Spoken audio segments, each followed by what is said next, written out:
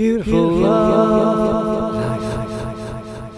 Well, it's a beautiful morning in early August, and I've decided to walk from Plymouth Hoe to Dartmoor, going through Plym Bridge.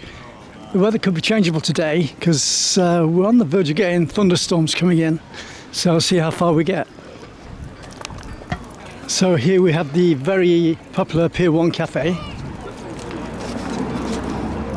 and restaurant, and Devil's Point over the back there, and Plymouth Sound, where Darwin sailed from to discover the origins of the species all those years ago. And Plymouth Sound is now a national marine park. Tinside Lido is a very popular Lido on the Hoe, and it's going through a big restoration programme at the moment, and it's costing thousands of pounds. For quite a few years it was closed, and when it reopened it became one of the main focal points on Plymouth Hoe.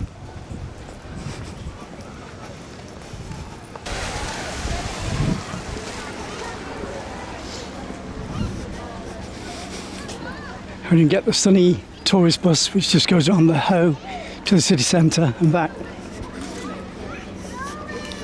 And there's the Eddystone Lighthouse, Sweeten's Tower, the old Eddystone Lighthouse, Sweeten's Tower. This chap has just shown me a massive caterpillar. I wonder what that'll turn into. I think it's a... If it survives. It's a hawk moth or something. Thank you. Yeah. Enjoy your day.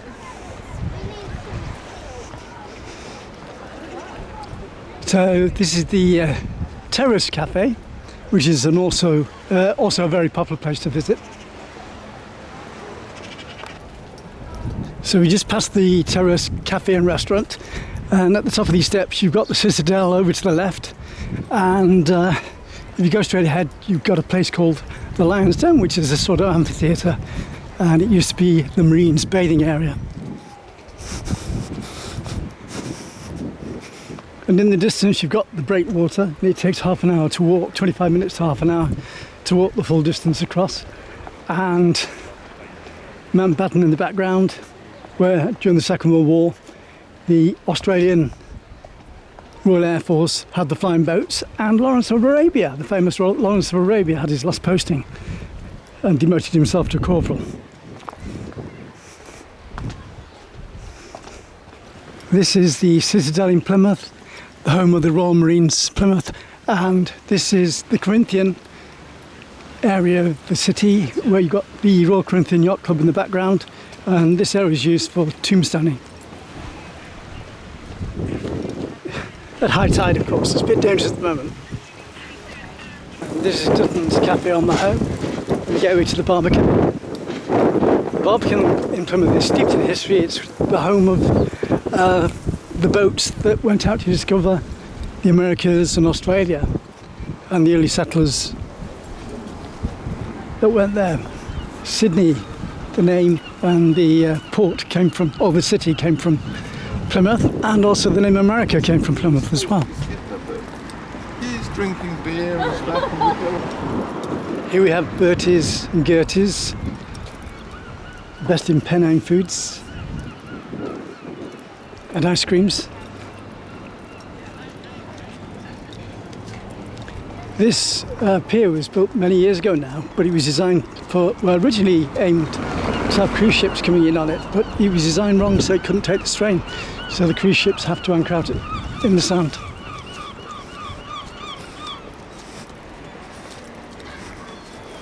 Over the back there you've got the National Marine Aquarium.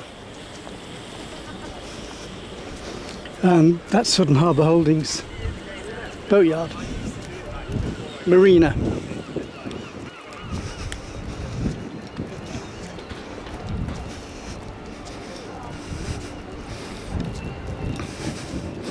"400 years ago this was a tidal estuary, and they put the locks in so that boats could stay here all year round, and of course get out anytime. So 400 years ago you'd have seen all wooden ships and galleons in this area here, and this is as close as we can get to the old Mayflower Steps. where the Pilgrim Fathers sailed out to discover the Australia and the Americas.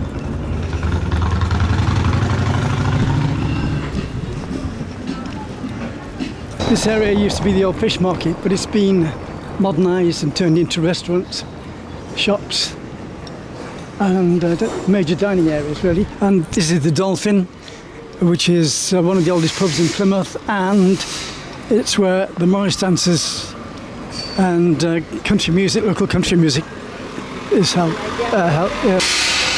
So this is the Dolphin pub where local music and Morris dancers hang out. So Plymouth Barbican, this is where we normally record Plymouth Classic Boat Rallies, and I've also recorded the Jazz and Blues Festivals here in the past as well. Home of international sailing. Heading around the marina to Queen Anne's Battery now. And Plymouth Barbican is one of the most cobblestoned areas in the country apparently.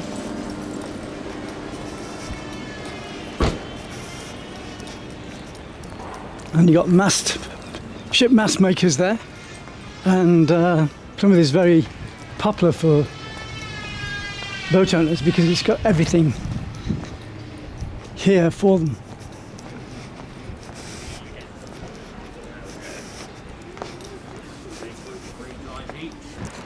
From the Hoe we're going to walk through Plymouth. So today's trip started off on Plymouth Hoe. We're headed down towards the Barbican. We're going to go along the embankment now to Plym Bridge, go up to the moors, and then probably come back by bus. So it's a nice walk for the afternoon. Coming out of Southern Harbour now, heading towards the main road.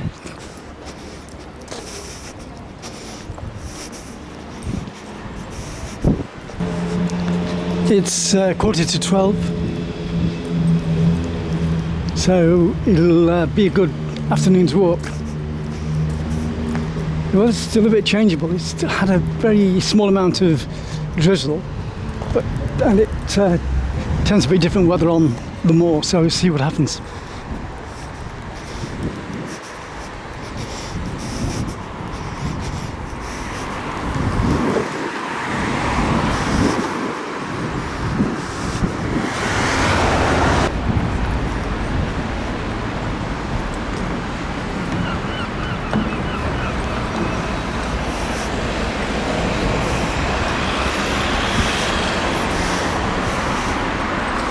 So Plymouth Sound over the back there. Beaumont Park over there where the church is.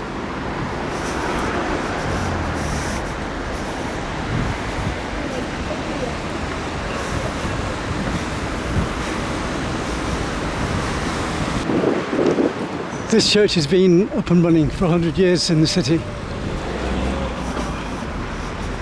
The Plymouth Christian Centre. And we're just approaching one of the oldest graffiti walls in Plymouth. More of a tagging wall than a graffiti wall.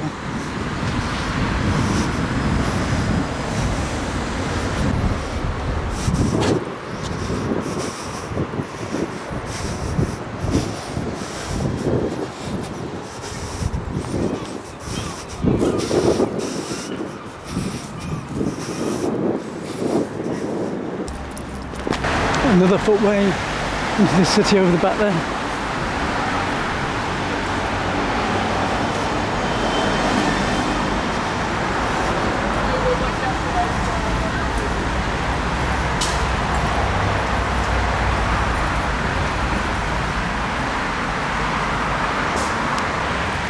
When my brother and I were at primary school in Cheshire, we used to run 7 miles to get the bus to school and stop at every stop. If the bus hadn't got to one stop, we'd go to the next stop till we got to Winsford. And it's the way I do things in life now. Go past one hurdle, once you get to that, try and go on beyond that to the next one. But it also meant that you could spend the money on sweets as well. One winter, the headmaster called us out in the morning assembly because my brother and I had managed to get 7 miles to school in the snow and the rain, and a lot of the pupils hadn't turned up because they didn't know that we'd run there. Back to what I was saying earlier, the reason I wanted to come on this side of the road is because you've got all this width, and on the other side it's very narrow, and you feel dangerously close to the traffic. And there's the views of the River Plymouth, or the end of the River Plymouth, as it goes into Plymouth Sound. And Saltham House on the state over in the background. And there's the old rubbish tip, which is now turned into greenland and housing.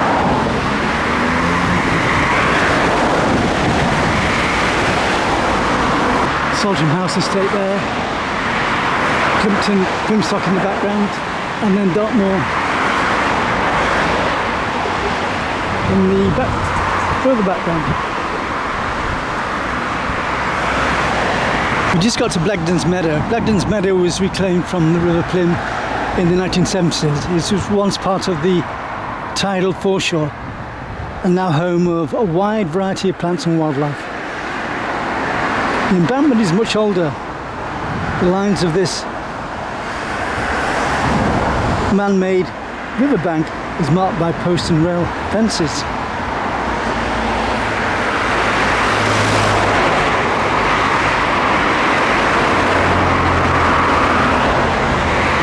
So there you have a rebuilding station for the trains. I quite often put new engines in locomotives there, in that rail yard, and it's the main line between Penzance and the north.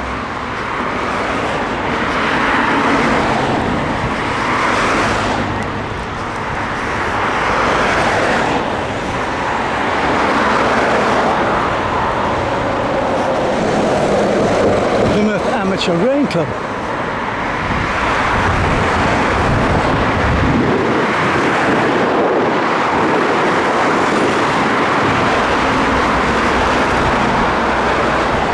So there you see it, the locomotive refurbish and fixing area.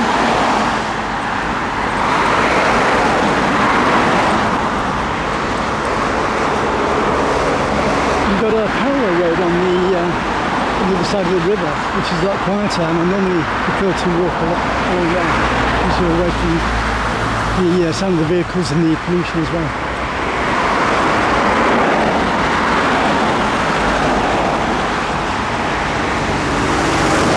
Marshmallows in the background.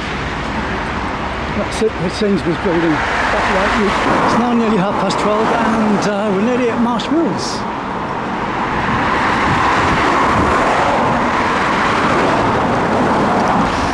Many years ago I went sailing with the architect who built this structure, which is made in the design of waves.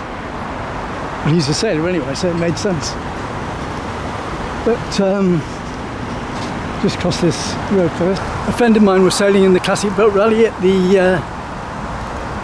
the Isle of Wight many years ago, and he was stuck for a crew, so he rang me in Plymouth and asked me whether I'd go down and help to crew his boat. And I'd hardly sailed before, so we did the race, spent time in the Royal Corinthian Yacht Club, listened to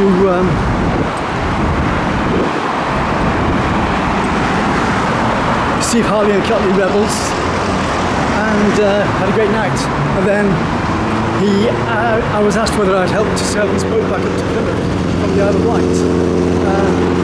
It was the architect who built this building that asked me to help to bring his boat back. So, leaving Portsmouth, he was asleep below deck and we hit the wild water, and I had no experience with wild water at all. And it was an open top boat, and I could imagine it sinking very quickly, so I had to go down deck to get him up. And he said, "I thought you'd sailed before." I said, "No, I've had very little experience." So we managed to get back in one piece. It is another big life experience. The main dual carriageway into Cornwall from Plymouth. And when this bridge was built, it was one of the biggest structural engineering programs of its kind, because it was had to be shifted into position, the two sections, and it was televised whilst it was happening. And this is where the River Plym starts narrowing.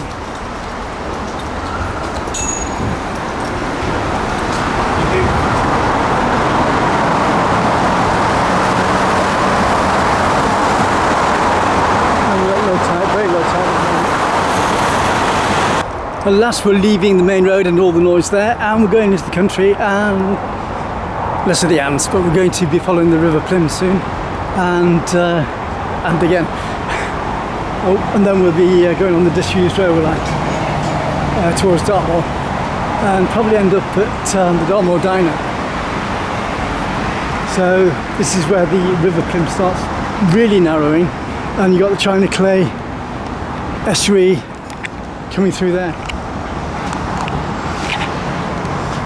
A little stream where the clay comes out. I'm not sure whether that's good or not.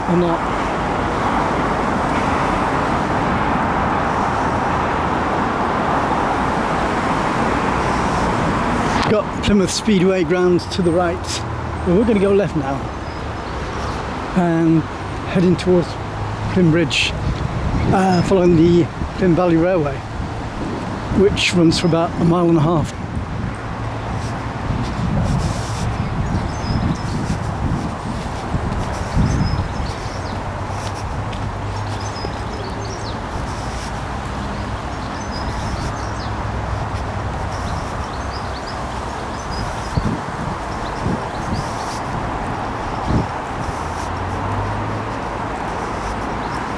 And it's starting to get quieter, and you can start hearing nature again.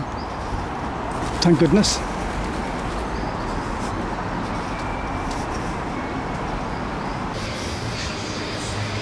We're now coming out in the opening near Plymouth Woods, and Princess Yachts factories just over there, and you've got a cycle hire there. That used to be run by a teenager, an entrepreneur. Don't know if it still is or not. And then you got the Plymouth Valley Railway to the right. Well, their track only runs for about a mile and a half, 2 miles. So you just get a very short taster of the of riding on a train, a steam train, or diesel. Sometimes it's nice to reflect. I've got a twin brother called David, and when we were young, we were brought up to have high expectations of ourselves. And my mother had us as a single parent at a time when it was very difficult to bring up children as a single parent, and she had to commute 50 miles to work every day because she worked in Chester and lived in Midwich. So in all weather conditions she had to travel that distance by herself most of the time. Sometimes she'd pick up passengers and take them to work with her, and she did that all her life, and it played on her health when she got older. So I vowed to respect her in everything I do and push myself to the limits, but also see where she went wrong with her health, which was beyond that, where all her life she had to be sitting because she was a senior year drawing office assistant before computers. So everything was done by hand in Chester, working for the post office. And like I said, it started playing on her health when she got older. So I keep fanatically fit and healthy and have a healthy lifestyle and try and lead by example. Well, the way things turned out, I'd never be how my mother wanted me to be anyway, because I'd never be able to marry now and have children, because it just the way things turned out and the way I am. But I've always been very focused in what I do and what I'm trying to do, and in some ways I'm a lot like my mother, because I'm living for the day that things will happen, and if they don't happen, then at least it's not for the wanton. We have Princess Yachts factory where they make a lot of the parts of the boats in Plymouth, which is an international motorboat company for the super rich, and they've got places in Monte Carlo where you can buy boats in a shop there as well, and I presume they got the same in the Americas and in other areas of the world. So it's Plymouth's international sailing story, part of the tradition. Plymouth is pure escapism away from, and also from the hypocrisy of the double standards in the way the city is run politically and legally.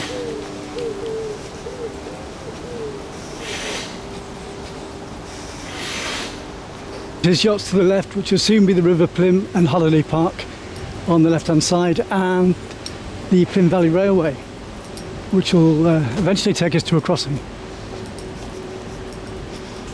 We've now got the River Plymouth to the left, as mentioned, and we're near the junction crossing now for the Plymouth Valley Railway. And it's quiet today, I don't think anybody's there.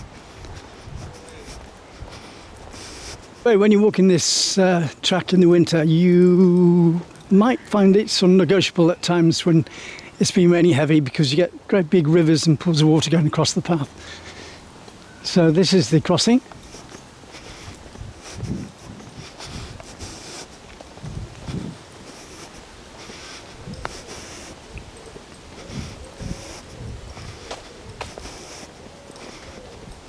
What's that say? Drake's Trail, okay.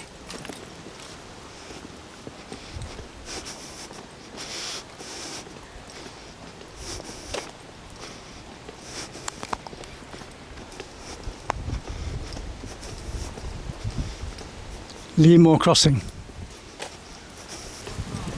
We're now near Plimbridge Woods and at the end of the Plymouth Valley Railway.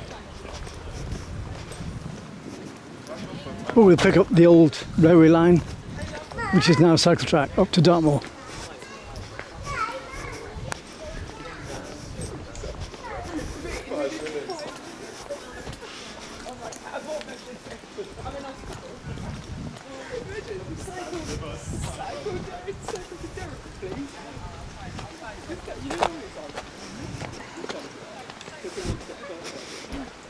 So this is the end of the line. Don't see how they can really go any further. It'll ruin the cycle track if they do.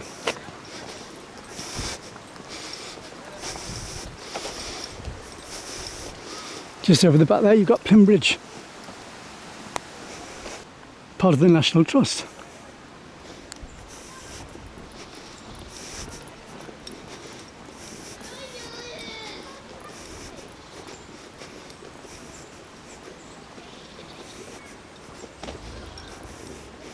Nice coming through these woods late April, early May when you've got all the bluebells out.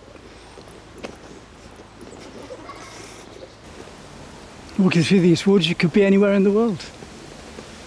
Reminds me of the Rockies and places like that.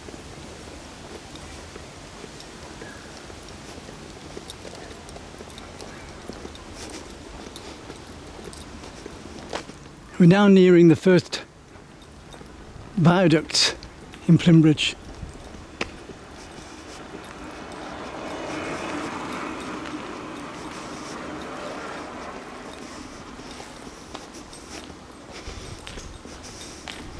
Following the valley through now up towards Roborough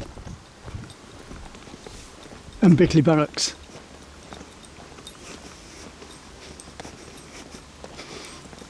This area is so peaceful and pure escapism.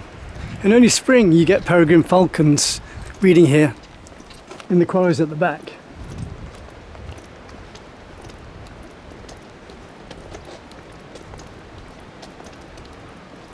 Along those cliffs. And just over the back there you've got a weir, the only one on the River Plym. I've just walked 6 miles from Plymouth and Tavistock's 30 miles in the other direction. And this is Cann Viaduct.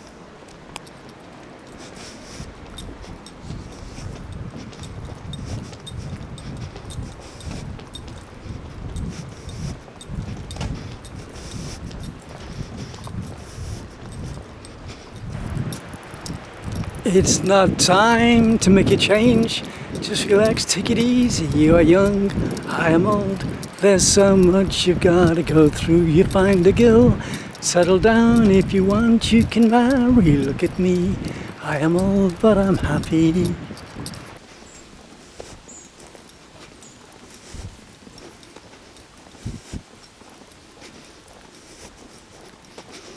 So peaceful, the only sound I'm getting is coming from a bag.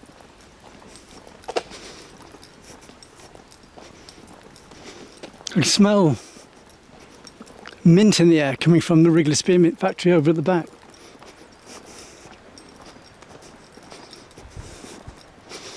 Very refreshing.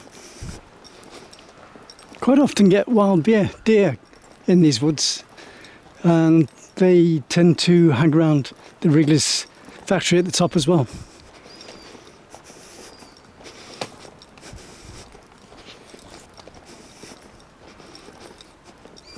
Now got the woods on the left, and further back you've got housing estates, which is encroaching more and more into the woodland every few years, and the River Plymouth to the right.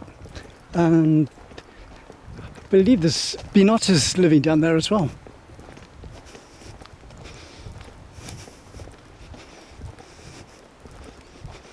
But the tracks down by the River Plymouth are quite heavily eroded now, which is probably done on purpose to cut down the people going down there. I feel so privileged to have been 5 years full-time mountain rescue in the RAF, thanks to Alistair Havron. It was probably the best life experience I've ever had, because I went to climb Mount Rainier in Washington between Mount St Helens eruptions in the mid-80s, and we flew over Mount St Helens in a stretched American Hercules with American recruits, and then climbed the mountain, came back, and then shortly afterwards went and climbed in the French Pyrenees as well. And life is all about adventure and pushing yourself to the limits, but trying to stay within your capabilities. Sometimes you go to the edge. I was interviewing people from the RNLI at Exmouth earlier on during the week, and that's very much the same sort of brain set where you're at one with the elements. And you don't need alcohol or drugs when you've got that sort of life, because you're at the edge of your natural chemicals and extremes in any case, and it's very hard to replace that and come down after that. You need that all the time in your life, otherwise there's something missing.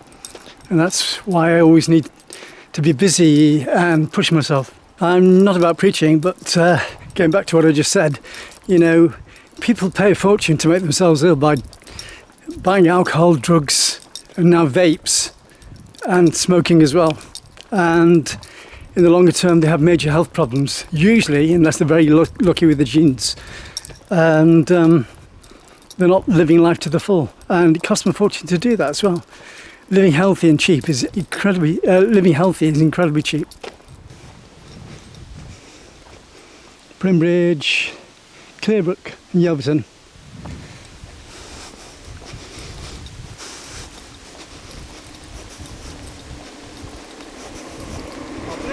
Afternoon, you're right.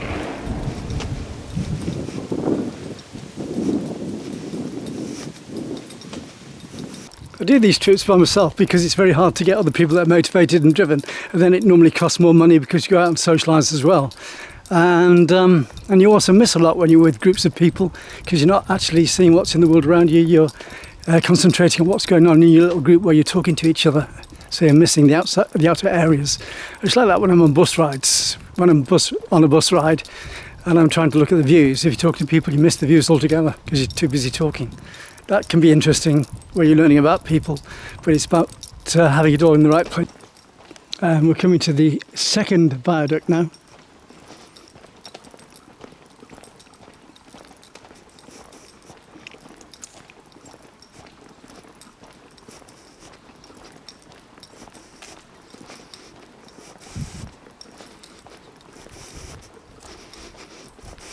In the late 70s, Alistair Havron was the flight sergeant that took me on at RAF Valley as a driver. If I hadn't have been a driver, I wouldn't have been able to be full-time mountain rescue. So I stayed in that position as long as I could before I went to work for NATO in Brussels for 3 years as a VIP driver. So I've had a very extreme lifestyle. But by being a full-time member on a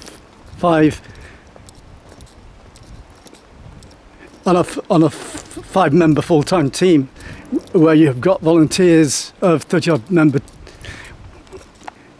But by being a full-time member in a team of 5 full-time members that look after a mountain rescue team of 30-odd volunteers, then you get a lot of stick from the volunteers. So I used to prove myself in my fitness, and I didn't drink, so I'd be the duty evening driver as well. And for that reason, I could run circles around them and take the mickey out of them, and they wouldn't notice it.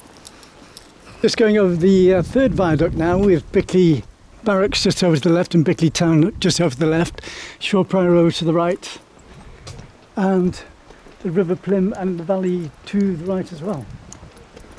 And just over the back there you've got Dead Man's Pool, which is a local bathing area, of course. Just down in the valley to the right you've got, as I said, Dead Man's Pool. We're just coming to the bridge now, which takes you to Bickley Barracks, and if you go down to the right it takes you down to Shaw Prior if you swing left at the bottom into the country road. And this is the end of Plym Bridge. Ow, ow, just been listening to crows. Ow. Ow, ow.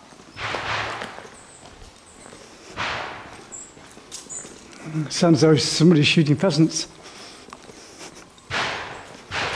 No, that would be the rifle range at Bickley. Killing machines, unfortunately.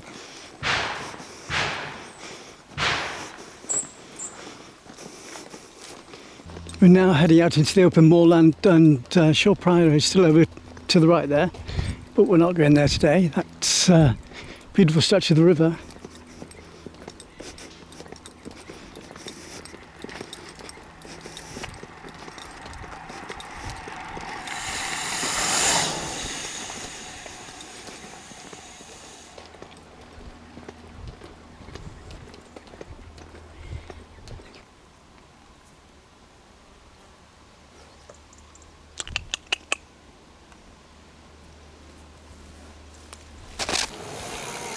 You're nice, aren't you?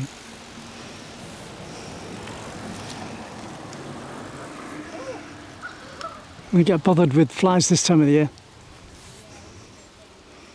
You can't have my... you can't eat me.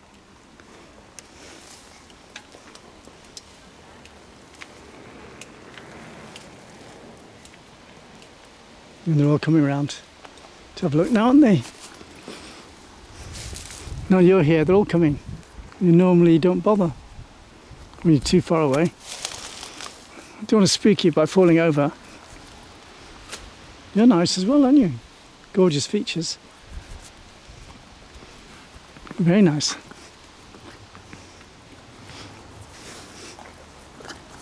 You lick me then. Thank you. That's ticklish. Right, I'm going to have to go. Now, just been listening to gun training at Bickley Barracks. It just reminded me of the stupidity of wars. When I was first joined the Air Force, I had to go to RAF Catterick and attack trees with bayonets and tell the trees I hated the trees. But I don't hate trees, I don't hate people. So I realised then that they're just training me to hate and kill. And I got out of the regiment as soon as possible after that, and I wasn't very well liked for it either. Stupid. Wars are pointless and a total waste of time, political and tribal, and usually a few individuals brain set sending other people to die for their causes. Just no sense in it. What's the last note on that? Politics change on a daily basis, so you then find that people have sacrificed their lives and died for nothing. That's how stupid wars are. Now heading towards the tunnel, and this will be the gateway to the bigger area of Dartmoor.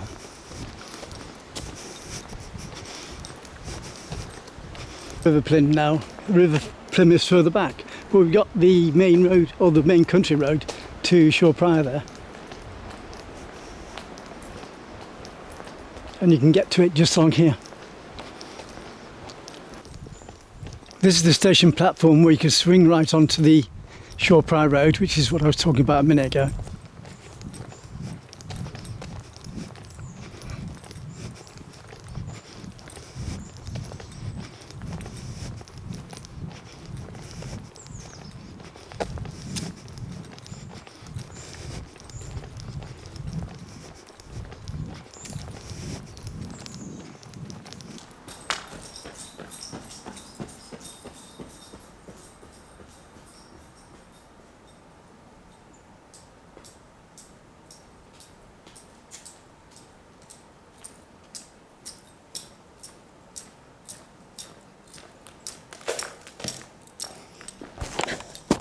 So it's now 2:19, and the walking's been great so far. Apart from listening to that gunfire, I don't think I like to listen to that. reminds me of the destructive side of people and situations. This is a view we've seen many times before. We're just about to enter the tunnel, which is the gateway to Dartmoor. And there's little feeding things put up here for the birds, and the squirrels come as well.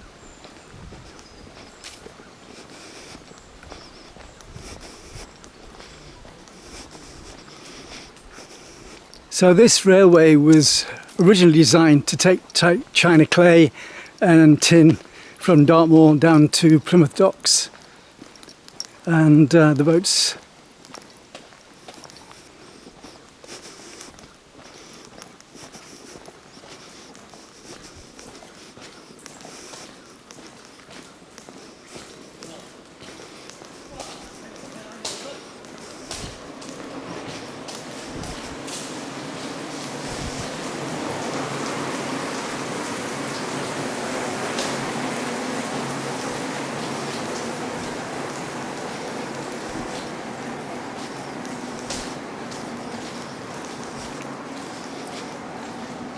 now about 22 minutes past 2. So I've been walking for just under 2 hours.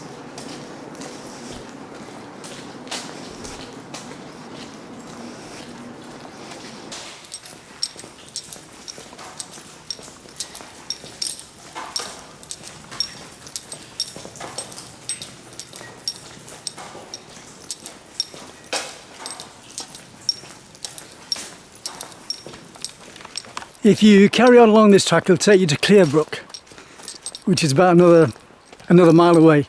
But we're going to turn off to the left and go to Dartmoor.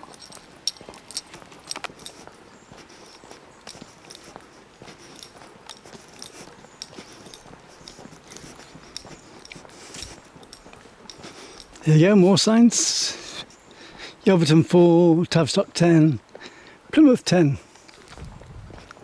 And we're going to swing right here.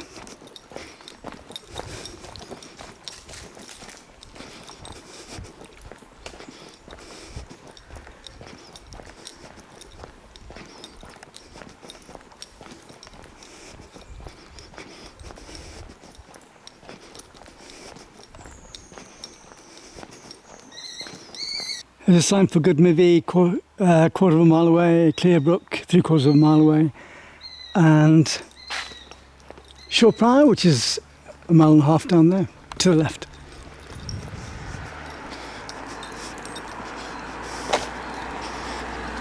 We're now going over the cattle grid onto Dartmoor.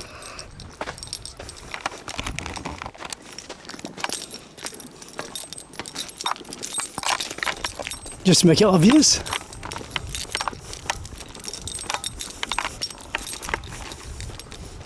Here we'll swing left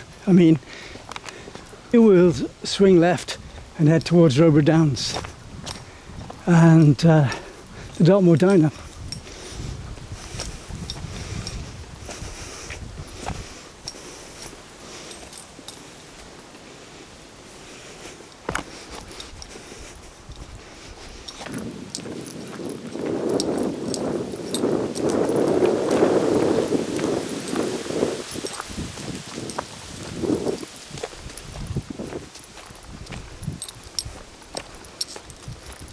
It's a cloudy but close and sultry day. It's about 21 degrees. We've had a run of 3 or 4 very, very hot and sunny days, and there's the most overcast and there's change coming in.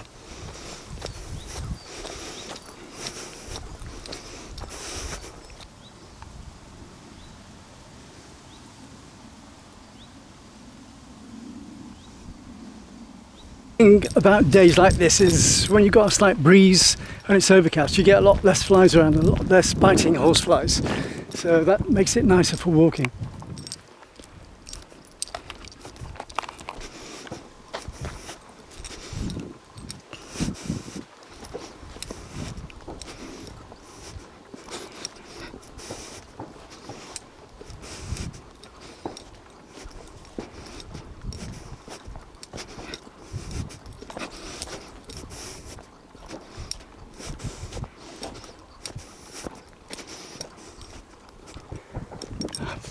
followed one of the tracks and I'm coming to one of the leats that I know very well. If you go to the left, it'll take me to Roborough and the Dartmoor Diner. If you go to the right, it'll take me to the Clearbrook Bridge.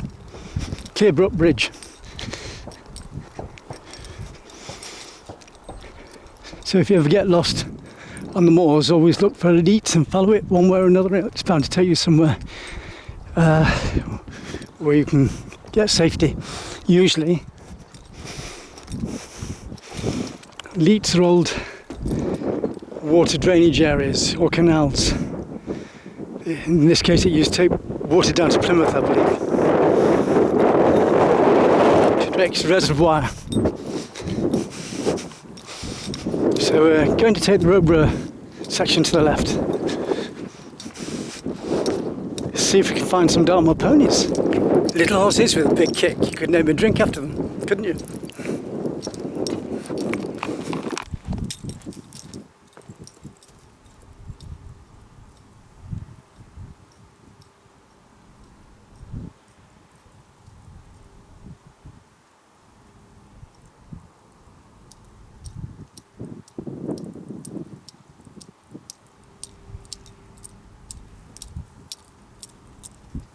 We're about to see my therapy friends, the Dartmoor ponies. I just like stroking them and see what sort of mood they're in today. Oh, I must get it right when I say Dartmoor ponies. I mean Dartmoor Hill ponies. Otherwise I'll be upsetting some people. I've got to get it so precise. Otherwise you upset people online.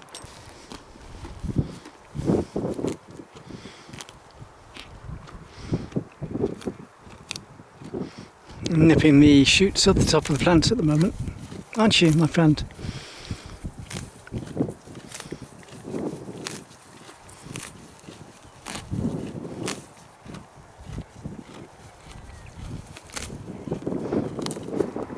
Hello.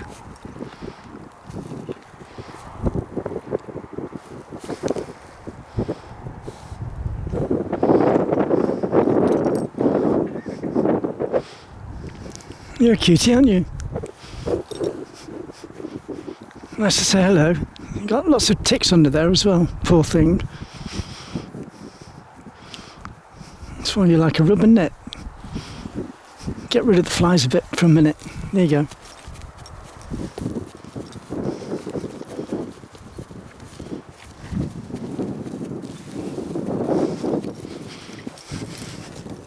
I won't disturb you. I've never seen so many foals on the moors I have this year. They're just everywhere, which is nice. It's got a bit cooler now. It's not cold, it's just nice to have a bit of a cooler temperature than what we've had during the last couple of days, where it's been about 21, 22 degrees. So when you do come to Dartmoor, it's good to remember that you're in the home of the animals. So when you're approaching a Dartmoor pony, let it come to you. If you put your hand out, he'll probably come and try to sniff or lick your hand. But hold your hand plate long underneath its mouth so that it doesn't bite. And then it'll usually let you stroke it because it's trying to ease the irritation from the fleas and the ticks, and it just makes it feel good for a while.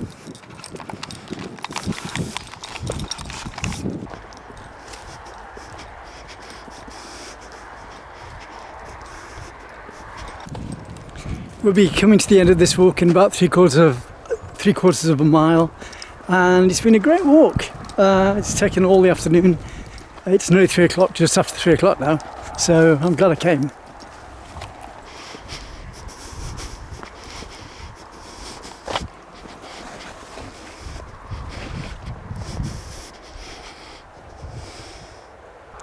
It's 3:32 now, so I've spent about just over 2 and 3/4 hours to get here. So that's really good going, and I've taken my time as well. Look at all the blooming bracken.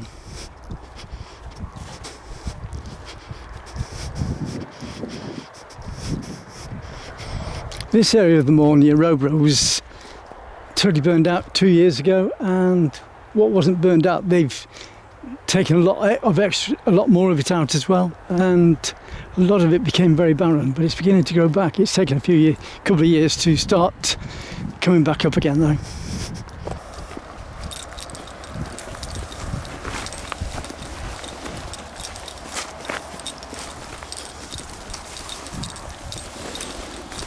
We're now into August, so in a month and a half all this will start dying back for the winter.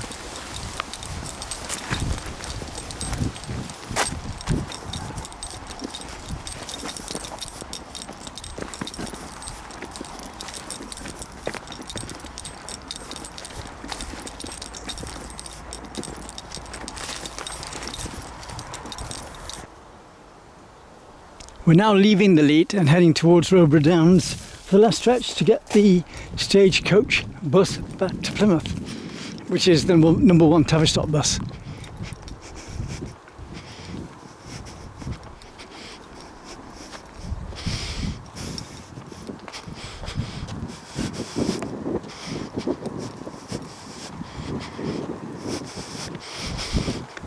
A totally different day after yesterday with the hot sunny weather we had yesterday. Well, it's still hot, but it's overcast.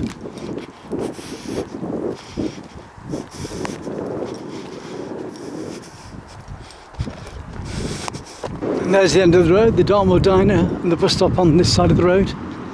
And the last view of the horses, the Dartmoor hill ponies, of course.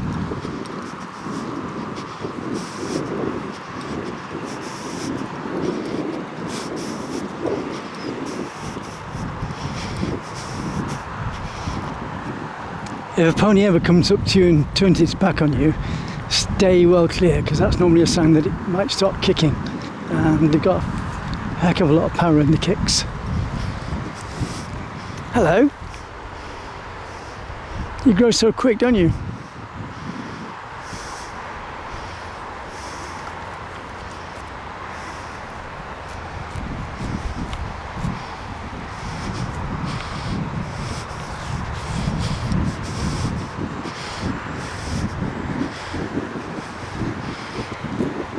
When they hide behind the mothers, they don't want to see you, so don't disturb them. It's their territory, so let them be in control. Hello.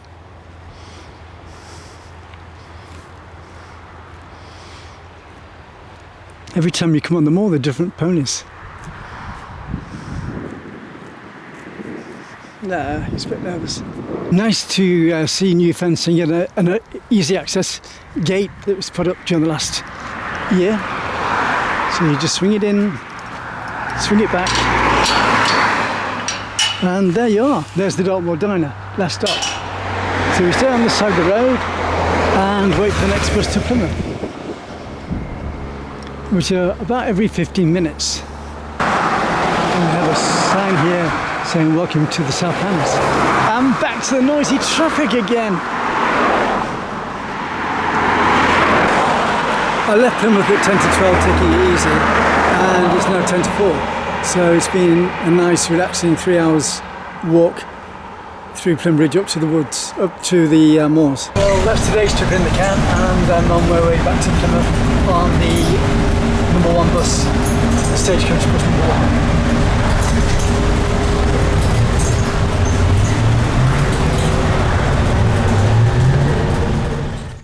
Love Summertime TV Worldwide. You can contact us at ccsphoto1@gmail.com. Don't forget to friend and share the video.